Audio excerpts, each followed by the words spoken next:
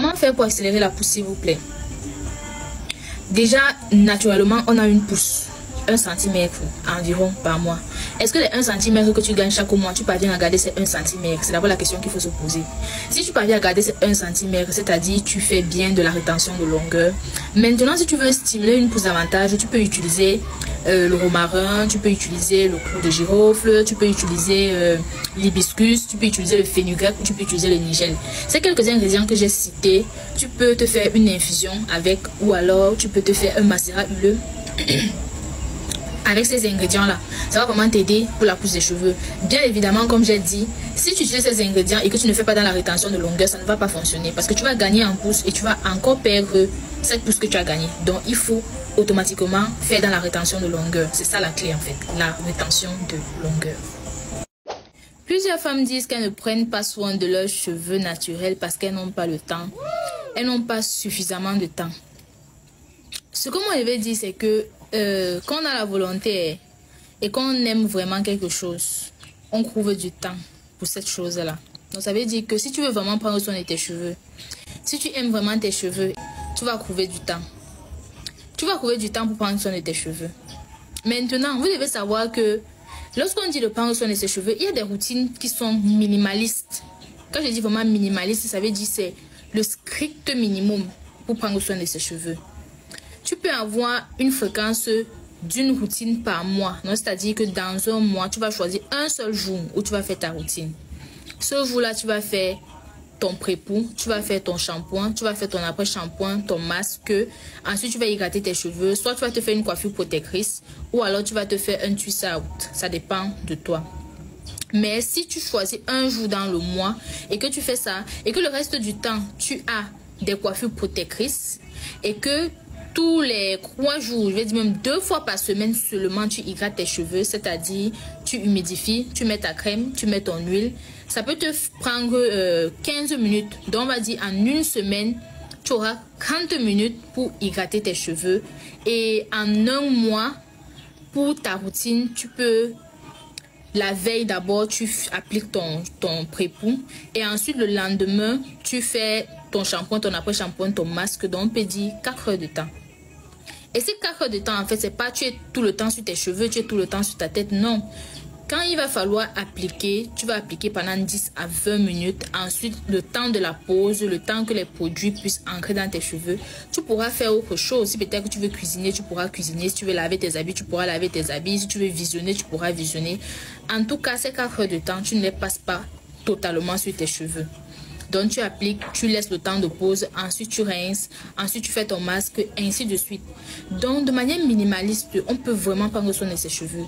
Donc à dire qu'on n'a pas le temps, moi je ne sais pas si c'est vraiment une excuse, dire que je n'ai pas le temps pour prendre soin de mes cheveux. À part si vous êtes super occupé. Mais en tout cas, vous avez le temps pour manger, vous avez le temps pour vous laver, vous avez le temps pour causer avec vos amis. Donc si vous voulez prendre soin de vos cheveux, vous allez trouver le temps. Moi je pense, honnêtement, vous allez trouver le temps. Pour celles qui n'ont jamais utilisé le produit, mais qui ont des pellicules et des cheveux très cassants, s'il vous plaît. Bon, pour les pellicules, vous pouvez utiliser le citron. Vraiment, le citron aide pour les pellicules. Donc, vous pouvez, lorsque vous lavez vos cheveux, utiliser de l'eau citronnée comme eau de rinçage. Ça peut vous aider. Vous pouvez aussi utiliser l'hibiscus.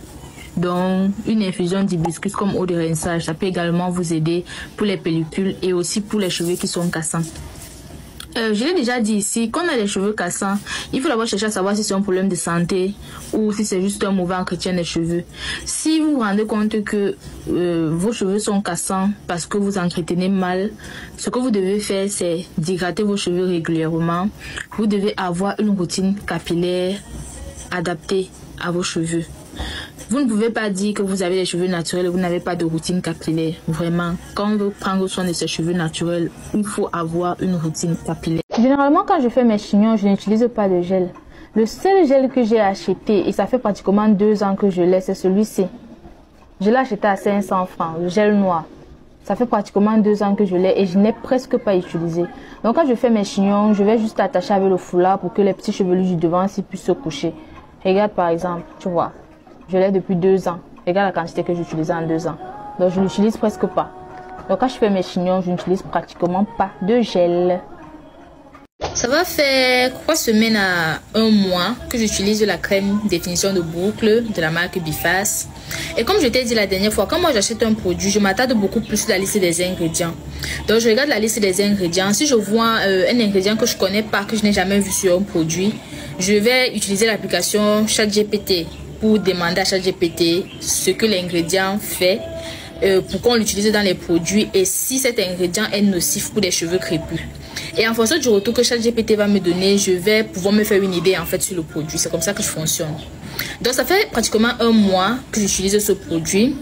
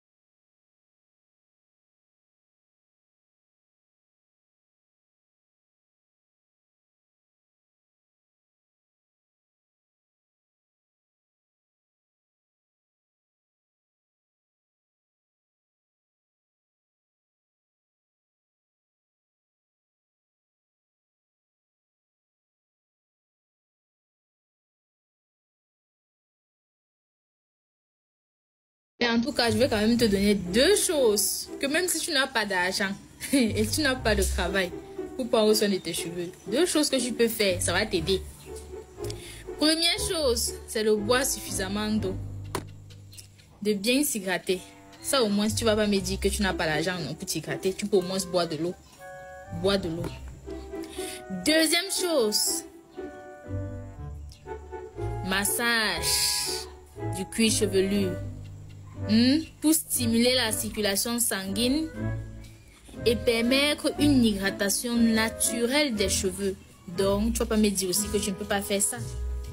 Donc, si tu n'as pas d'argent, tu n'as pas de travail, tu peux au moins bien boire de l'eau, tu t'hydrates comme il faut. Ça aide aussi pour la pousse des cheveux. Tu peux te faire des massages 5 à 10 minutes par jour, comme je suis en train de faire là. Ça va quand même t'aider.